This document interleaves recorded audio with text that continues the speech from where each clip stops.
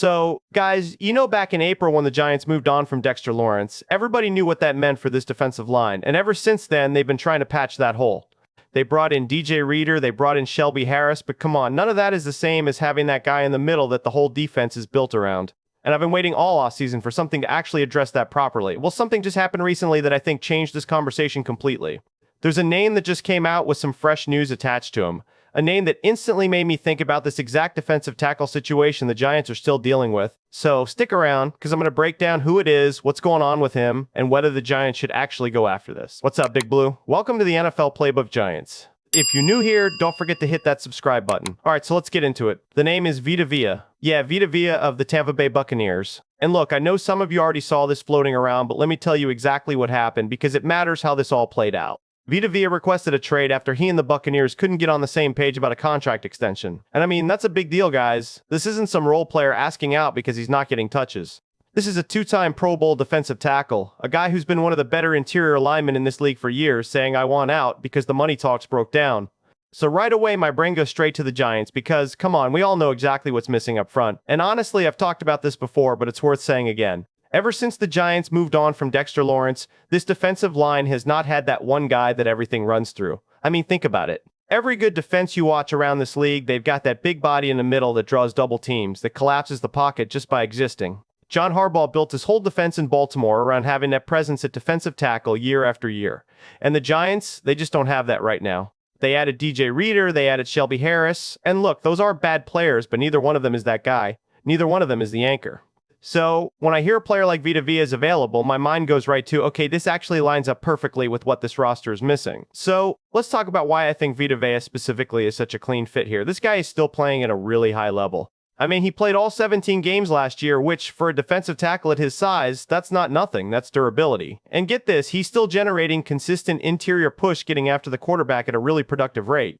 And on top of that, he's not just a pass rush guy either. He holds up against the run too, which means he makes life easier on everybody behind him, the linebackers, the safeties, all of it.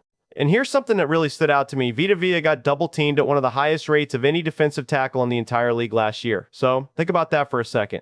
This guy commands that much attention from opposing offensive lines. And even with all that extra attention, he still managed to generate 14 pressures directly against those double teams. 14, that's elite stuff, honestly. So, if you're the Giants, and you're picturing this guy lined up next to your other pieces, you have to be excited about what that could look like. Now, let's talk about the defensive line as a whole, because this is where it gets really fun for me. You already have Brian Burns coming off one edge. You've got Kayvon Thibodeaux and Abdul Carter also rushing off the edge. You've still got Chauncey Golston in the mix, too. Now, picture adding Vita Vea into the middle of all that. I mean, guys, that would be one of the best defensive lines in the entire league. Like, top tier, scary good. Offensive coordinators would not know where to focus their protection. You double Vita Vea, someone's coming free off the edge, you slide protection to the edge, now Vita Vea's eating somebody alive one-on-one. That's the kind of problem you want to be creating for opposing quarterbacks. Now let's shift gears a little and talk about why the timing makes sense too, because this isn't just about need, it's about opportunity. And that opportunity starts with Jaxson Dart. Look, this guy has already shown he can win games in this league, and he's still on his rookie contract. And if you know anything about how front offices operate, when you've got a young quarterback playing well in a cheap rookie deal, that's exactly the window where you push chips into the middle of the table. That's when you go get the difference makers because your quarterback isn't eating up cap space yet. Joe Schoen knows this. Every good general manager knows this. So, if there's ever a time to be aggressive and go get a piece like Vita Vea, it's right now, while Jaxson Dart is still cheap and this roster still has flexibility. But okay, let's be real with each other for a second, because it's not that simple. There's a cost here, and it's not small. First, let's talk draft capital, because this is where I start getting a little cautious. The Giants don't exactly have a stacked draft class to work with right now. They already moved a 2027 fourth-round pick alongside day 3 capital to go trade up for Malachi Fields. So when you line it all up, your asset inventory is already getting a little thin. So if the price for Vita Vea ends up being a second-round pick, and some people are saying it could get there, you have to ask yourself, can this team really afford to give up more capital on top of what they've already spent? And then there's the money side of it, which honestly might be the bigger issue.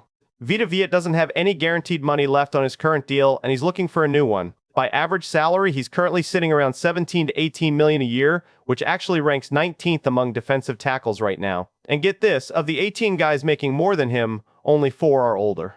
So he's clearly looking at that list and saying, hey, I should be getting paid like a top guy, not like I'm 19th on this list.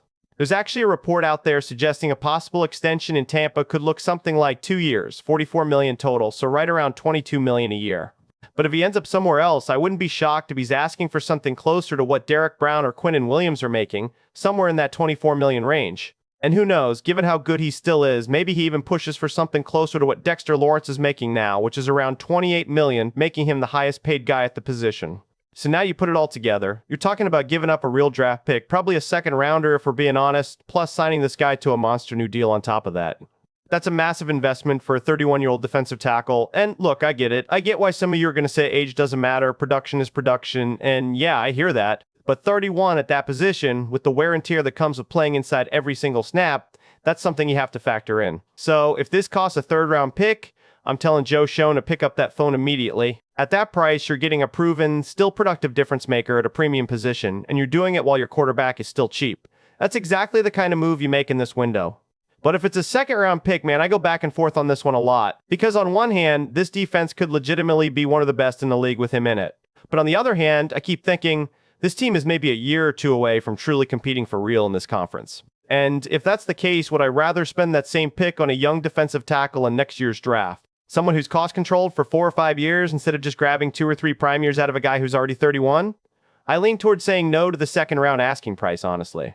I'd rather keep stacking this roster with cheap, controllable talent at premium spots and let this front office keep building the sustainable way. Now, will it even happen? Honestly, I'm not so sure it does. There's word out there that Vita Vea actually wants to head out west, maybe even to a team like the Raiders, because when a guy has a preferred destination like that, it usually doesn't end up going the direction fans are hoping for.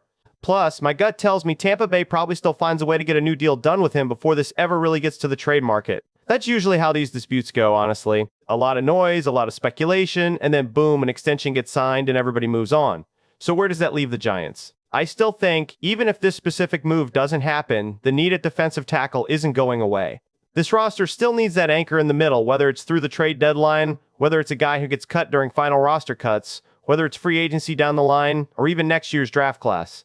That hole has to get filled eventually. For now, I think the smart move is letting guys like Darius Alexander, DJ Reader, and Shelby Harris go out there and prove what they can do this season and keep this conversation going in the background. So look, that's where I stand on this whole thing. Would I be thrilled if the Giants somehow pulled this off? Absolutely, no question. But am I betting on it actually happening? Honestly, probably not, at least not right now. Still, I wanted you all to have the full picture on this because this is exactly the kind of move that could define this defense going forward.